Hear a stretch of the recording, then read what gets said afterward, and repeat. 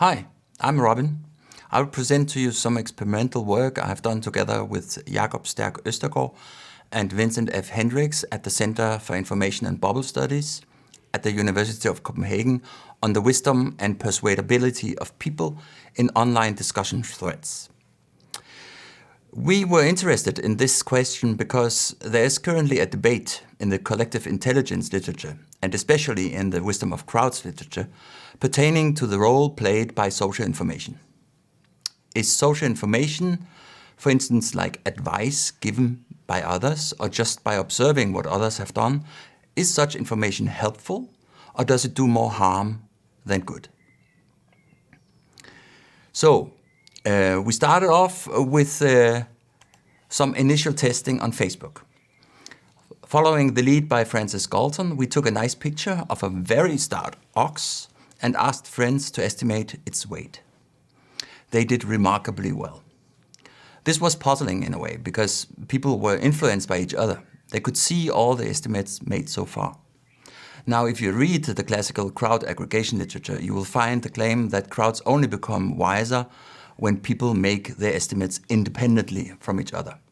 The reason being that any individual bias and confusion tends to average out, so that the mean and median estimate tend to become very accurate. On the other hand, if people can see each other's guesses, judgment errors may correlate with each other, which in turn will undermine crowd accuracy. So we set up a much more rigorous experiment in which we asked people to estimate the number of dots on a screen. So here you can see a screenshot of a typical experiment we did on a Mechanical Turk, where a participant in a thread has to guess the number of dots in the image, while also observing some of the estimates made by preceding estimates. In this case, the 9 previous estimates made by other participants in the thread. We collected a total of nearly 12,000 estimates from Amazon Mechanical Turk. About 6,000 of those estimates were collected from participants who were placed in 12 different threads, where they successively estimated the number of dots in 4 different images with either 55, 148, 403 or 1,097 dots respectively, while seeing either V preceding estimates with V being 1, 3 or 9. So these are the historical threads, we call them. Another 4,000 estimates were collected from participants placed in 12 new threads who were shown the same images while seeing the V highest estimates made so far. So these we call the manipulated threads. Finally, the last 2,000 estimates were collected from participants who were shown the same images again, but with V equals 0, corresponding to a control condition for each image and no social information. We interpret the number of dots D as the task difficulty, while the number of visible previous estimates V is interpreted as the degree of social information. Participants were placed randomly in one of the 28 threads and made their estimates one after another. So no participant who had seen a certain image would be able to participate in another thread containing the same image again. In addition to a participation fee and a variable waiting fee, all participants in a thread received a bonus of $1 if their estimate was within 10% of the true value.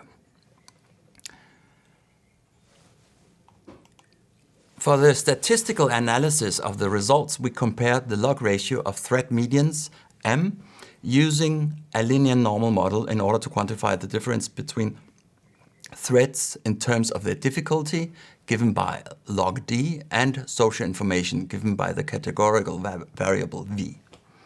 So look at the top graph here. On the y-axis, we have the median log ratio, which gives a symmetric measure of the collective estimation error. And on the x-axis, we have the logarithm of the task difficulty D. For the least difficult tasks with D55 and D43, participants do well, no matter how much or how little social information they have, which you can see by the colored categorical variable V. For higher difficulties, however, social information makes a difference. While the control group in red shows an increasing underestimation bias for higher D, the thread in which people can see 9 preceding estimates performs significantly better and is able to counter the negative effects of task difficulty. In fact, the median estimate of all historical threads with V equal 9 is wise in the sense of being statistically indistinguishable from the true value shown by the dotted line. So we can conclude that collective performance of historical threads declines significantly with increasing task difficulty, which is higher D, but it improves significantly with increasing social information. This supports the claim that crowds indeed may become wise under pristine social influence. The manipulated threads, however, in the lower graph, show a large positive bias for 3 and 9 views, which increases with D, implying that when a task becomes more demanding, the amount of filtered social information has a highly detrimental impact on thread performance. People simply start to guess really high numbers when they see high numbers.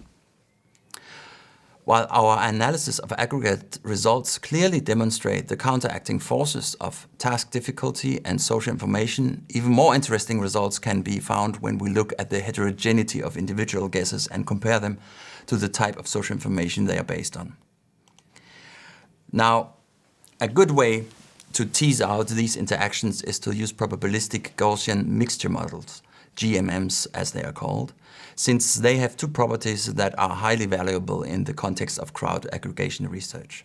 First, GMMs are comprised of several Gaussians which fit well to the highly right-skewed and long-tail distributions emerging from free response elicitations. Second, GMMs associate a measure to each data point describing the influence of social information on that particular participant. This measure aids us in associating participants with subpopulations in the data related to how people act under available social information without using any prior knowledge of these subpopulations.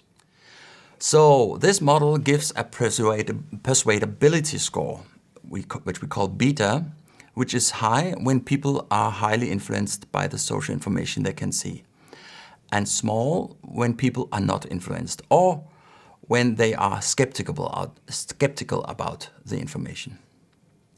So let's see how this works for a particular thread. Here are the results for a pristine thread in which people see an image with 1097 dots and only 1 preceding estimate. The top plot shows the log ratio of estimates over time, with the geometric mean of the social information shown by a dotted line. As the log ratio is a symmetric measure of estimation error, you see a somewhat random pattern of estimates around the true value, given by the horizontal line at 0, although, as we saw before, there is a systematic underestimation bias for large d and small v. As you can see, each estimate has an associated color, given by beta, which is the effect of the social information on each participant, calculated as the weighted average of the individual states of the GMM. A high value above 0.6 is shown in blue colors, implying a large effect. A low value around 0 is shown in red, implying little or no effect. A medium value around 0.2 until 0.5 is shown in brown and green colors, suggesting a compromise between the 2 extremes. The bottom left plot shows the log ratio of the estimates as a function of the log ratio of the social information, indicating how different people use their social information. The more they align with the identity line, the more they tend to follow their social information. The bottom right plot shows the cumulative distribution of the individual persuadability scores beta with a 95% confidence interval derived from the fitted model. It clearly shows that how people can be categorized into those sleeping dogs or unpersuadables in red that do not take other people's estimates into account. The persuadables that tend to follow others and a large group of green compromisers in between who try to strike a balance between what they see others have guessed and what they believe themselves. Of course, such categories are only proximate. Given a participant has a personal estimate much in line with the social information seen, this participant may be categorized as a persuadable or as a compromiser, when in fact this is only partially true. In general, however, the distributions are remarkably stable across threads, which suggests that people indeed may be categorized by these overlapping categories. What becomes abundantly clear when examining the results is a sharp contrast between how people act in pristine historical threads where they can see the preceding estimates, and how people act in manipulated threads where they see only a filtered selection of previous estimates, namely the highest ones made so far. Here is an example of a manipulated thread where participants see an image with only 55 dots and the highest previous estimate made so far. People are not really influenced by this single high value, probably because it's easy to see that the actual number of dots in the image is much lower. But as soon as the number of visible estimates increases from 1 to 3, more people tend to follow, or at least compromise, as you can see from the green colors in this picture here.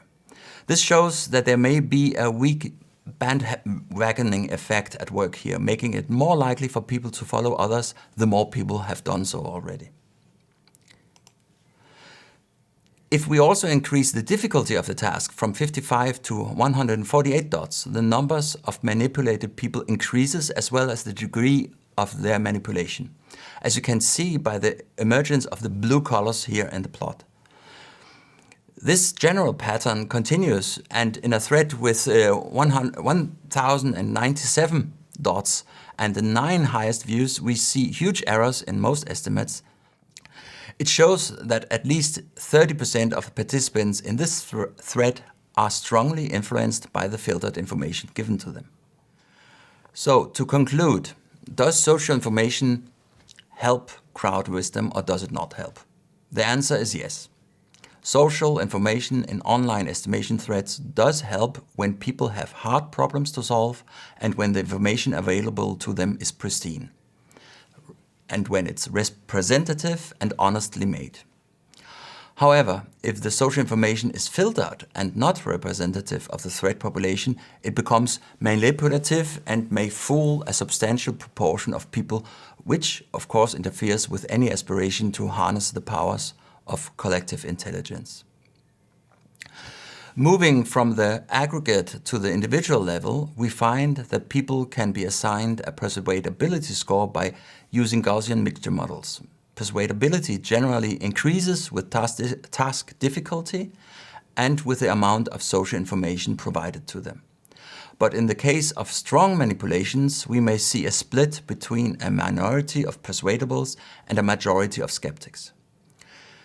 We do not know how much these influencing effects are transferable to other domains. However, due to the general nature of dot estimation, we suspect the effect to be substantial in other settings as well, and also for other questions, especially for those that are more emotional, subjective, and political in nature. In computational social science and decision-making research, there's an acute need to further investigate the types of disturbances in online threads and crowds, such as filters, rankings, likes, and recommendations, as well as the types of reactions to those disturbances. To the end of designing future collective intelligence systems, we need to be vigilant about the way social information is gathered and framed. Crowd knowledge and thread wisdom is very fragile and can only be maintained and nurtured with strong controls upon the way it is cultivated and recovered. Thank you very much.